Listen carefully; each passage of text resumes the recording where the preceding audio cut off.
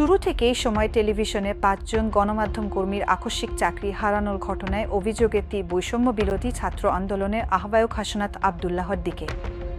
তবে এই অভিযোগকে অসত্য ও ষড়যন্ত্রমূলক বলে দাবি করেছেন হাসনাত।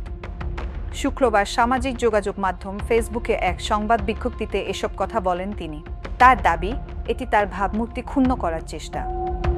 ফেসবুক পোস্টে হাসনাত পুরো ঘটনার বিস্তারিত তুলে ধরে বলেন। সময় টিভিকে ফ্যাসিবাদের প্রোপাগান্ডা সেল হিসেবে উল্লেখ করে হাসনাত বলেন, আওয়ামী লীগের প্রোপাগান্ডা সেল সিআরআইর সঙ্গে সমন্বয় করে জনবিরোধী অবস্থান নিয়ে বছরের পর বছর ধরে অনৈতিক ও অসৎ সাংবাদিকতা করেছে টেলিভিশন সংশ্লিষ্টরা। এমন কোনো অন্যায় ও নৈতিকতা বিবর্জিত কাজ নেই যে এই সংবাদ মাধ্যমটি করেনি।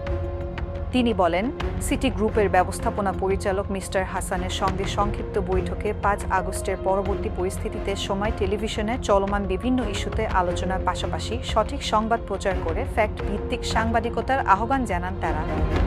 কোনো সাংবাদিকের তালিকা দেননি উল্লেখ করে হাসনাত বলেন, বার্তা সংস্থা এফপি এবং বিবিসি বাংলার কাছে আমি চ্যালেঞ্জ দিচ্ছি, আমি সিটি গ্রুপ এবং সময় টেলিভিশন কর্তৃপক্ষকে কোনো সাংবাদিকের তালিকা দিয়েছি এবং কাউকে বরখাস্ত করতে চাপ দিয়েছি। সেটির সপক্ষে যদি তাদের কাছে কোনো প্রমাণ থেকে থাকে সেটি যেন তারা হাজির করেন। যদি হাজির করতে না পারেন তবে তা যেন স্বীকার করেন। এছাড়াও সিটি গ্রুপের মালিক মিস্টার হাসান তাকে হেয় প্রতিপন্ন করার জন্য ষড়যন্ত্র করছে বলেও দাবি করেন সমন্বয়ক হাসনাত।